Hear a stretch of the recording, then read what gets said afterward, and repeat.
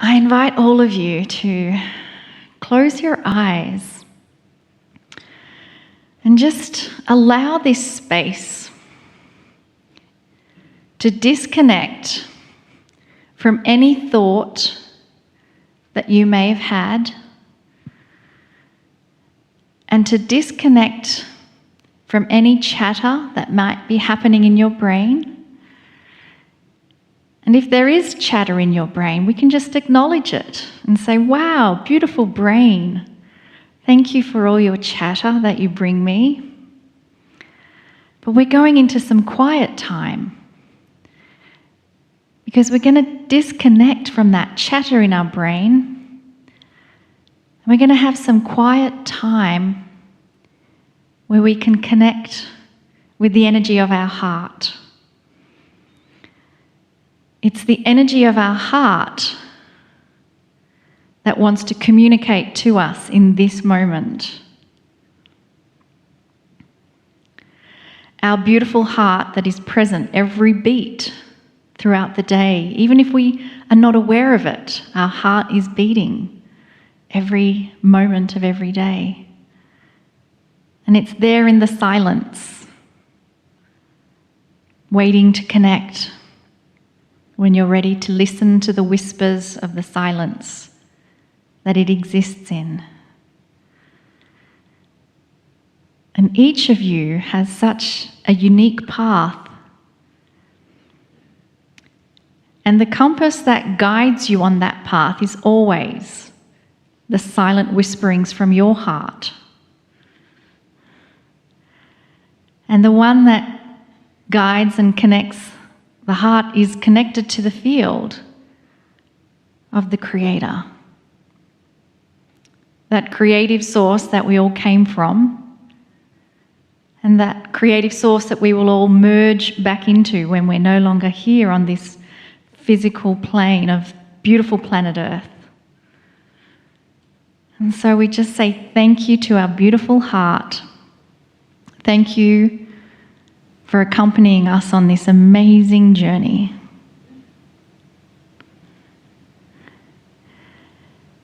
And now we allow our heart to receive the love wash that is here, should you choose to receive it. We allow our heart to now receive that love wash from Kryon. Greetings, dear ones. I am Kryon of Magnetic Service. So much you have experienced and seen, heard in these 2 days. I speak, of course, to the audience in front of me and not to the ones who will listen later. But for all of you listening later and here, I'd like to give you a short metaphoric message. Dear ones, we have given you so many times the idea that light is coming. And that in itself is a metaphor. For the light we speak of is enlightenment. And this takes shape in so many ways. You could say that the light is coming in wisdom, in understanding between human and human. That's not here yet. You can say light is coming in the inventions of the planet so that electricity can be produced without any resource being used, and food can be grown where food could never be grown before, and there would be no hunger. That's not here yet. And on, you might say, that someday there will be enlightenment even in that which is your governments and the way things work in corporations, and that it will change the face of everything. I'd like to tell you that all of that hangs in the field. It hangs in the field. That means it is your future. For those in the room and for those perhaps listening might understand, but I will tell you, your planet is on a target, a road that has a target on it. And on this road there is something unstoppable, and that's you.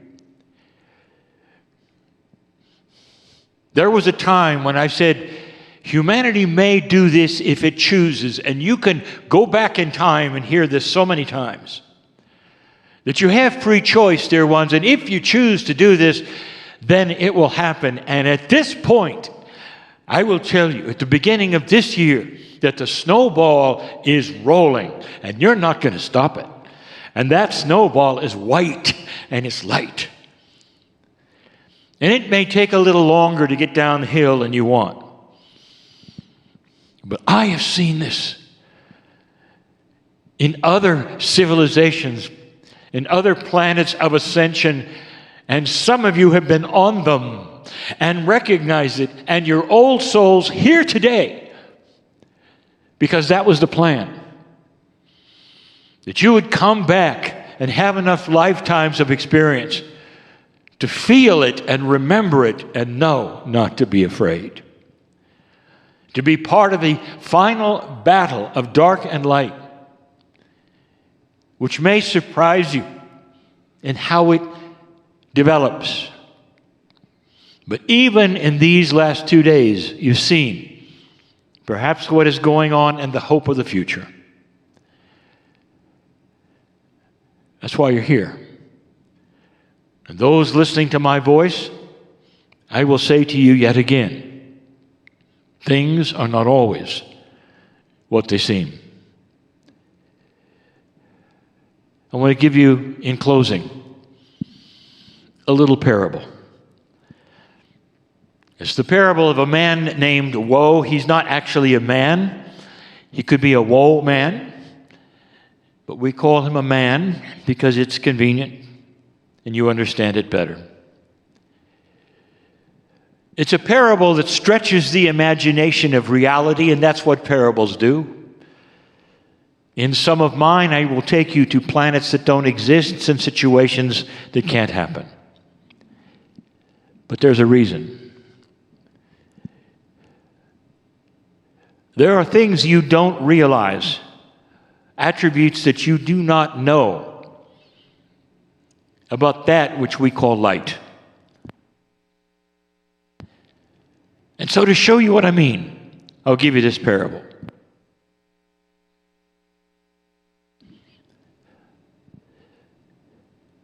If you ask a warrior, a soldier, what it's like to fight a battle at night, they will tell you it's not often done. Night battles, and even in current wars, are often with artillery. Very seldom do they meet another soldier on the field at night. Those battles are fought during the day, you say. But sometimes they're not. And if you talk to a warrior of old, where they're only using swords on the battlefield, and you say, what is it like to fight at night? They'll look at you and they say, you don't know who's there. And it's very, very difficult. And it's horror.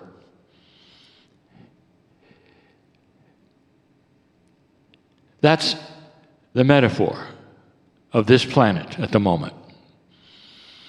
You're in the dark. You are still in the dark. And you're fighting battles wildly in the dark. And that's the dysfunction you see. I'll take you to a planet that's very dark.